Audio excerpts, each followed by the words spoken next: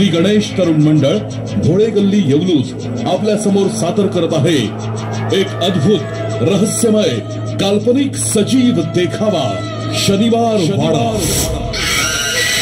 शनिवार वाडा.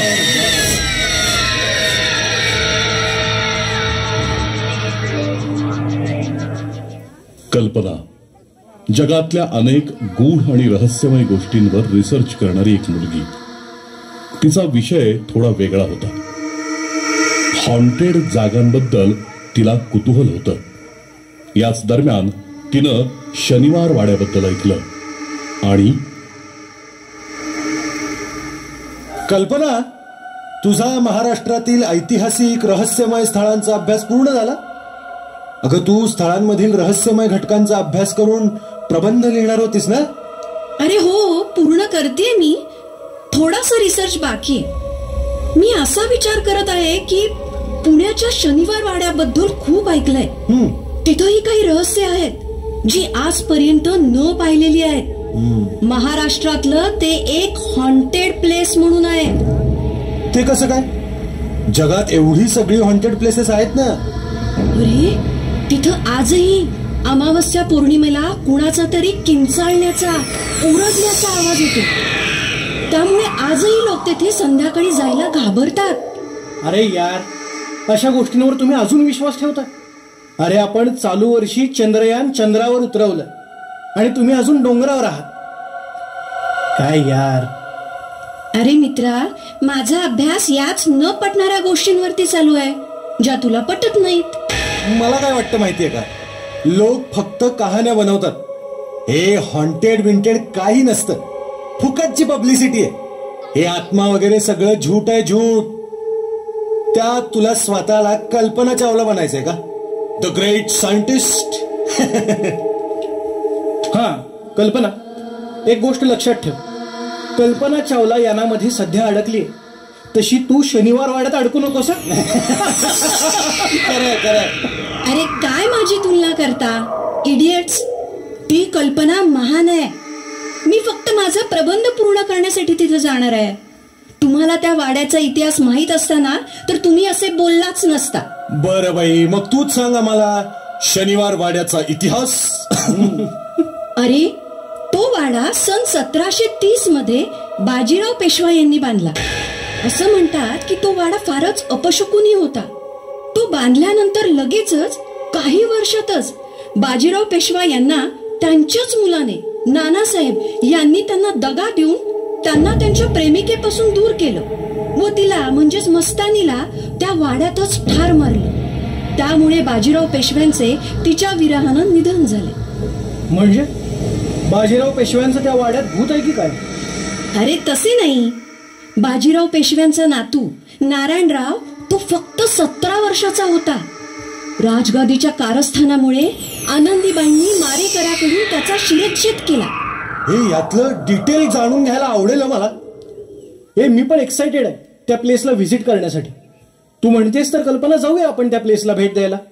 तुझा अभ्यास पण होईल आणि आमची पिकनिक पण होईल. हा, पिकनिक महत्वाची.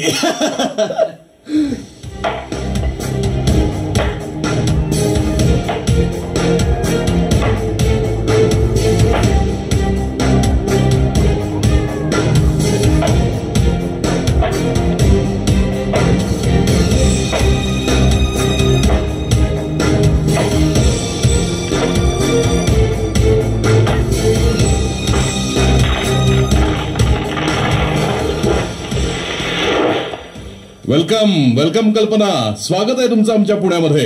Enjoy your self. Thank you Ramesh. हे माझे मित्र तन्मय आणि विकी.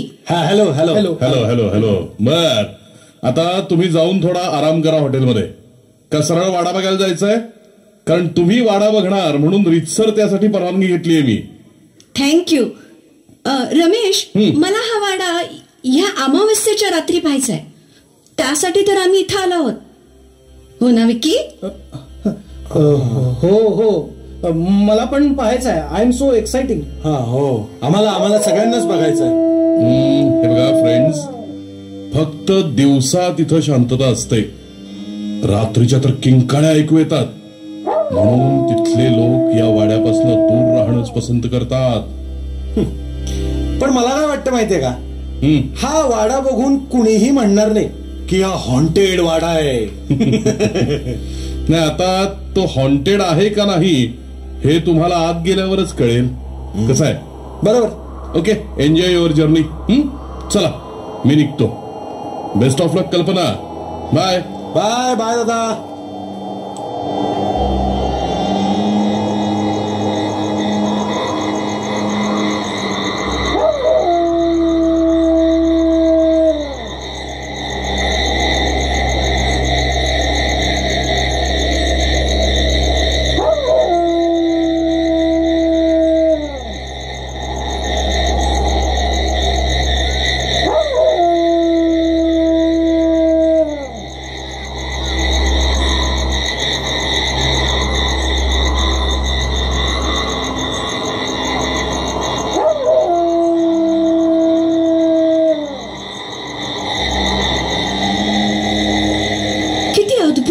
ऐतिहासिक वास्तू आहे.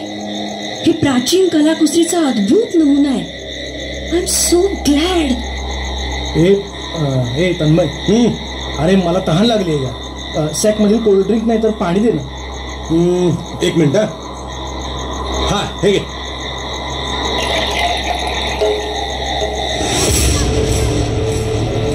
अरे यार कल्पना, हे बघ काय होतंय. अरे हे कसं शक्य? अरे काय झालं? मला जाम भीती वाटते. कल्पना, अरे तन्मय हे बघ. Relax Vicky, relax. अरे विकी, तुला भास होतोय. काही नाहीये, घाबरू नकोस. तूच म्हणत होतास ना आत्मा वगैरे काही नाही म्हणून.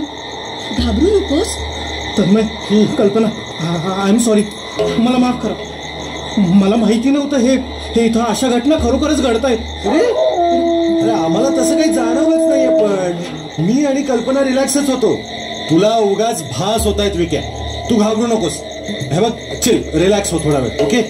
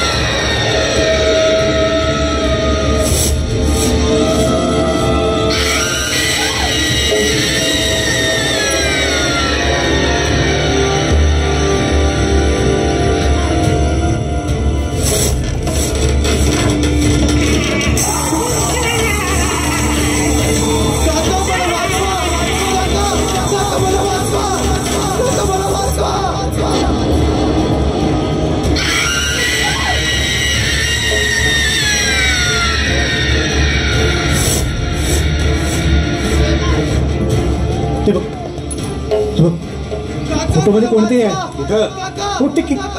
किंचाळते ते. अरे काय विकी, आम्हाला तर काहीही दिसत नाहीये. तुला उगाच भास होत आहे का? अगं कल्पना, तन्मय, अरे अरे त्या फोटोकडे बघ. कोणतरी आहे तिथे. ते बघते. अरे विकी, असं काय करतोस? तुझी तब्येत बरी नाहीये का? हे बघ विकी, तुझा सगळा भ्रम आहे हा. हे बघ, त्या फोटोमध्ये काय आहे? अरे हा आरसा आहे. फोटो कुठे आहे? हा आरसा आहे, आरसा. आम्हाला वाटतंय तुला तुझीच प्रतिमा बघून भीती वाटते. हे बघ, हा आरसा आहे. इकडे इकडे हे बघ. फार तर तू हात लावून बघ काय आहे ते. ये इकडे बघ.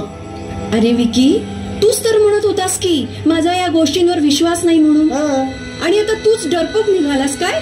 काय आहे विकी? नाही फ्रेंड्स, माझं चुकलं. मला माफ करा. या साक्षात्कारामुळे माझा भ्रम दूर झाला.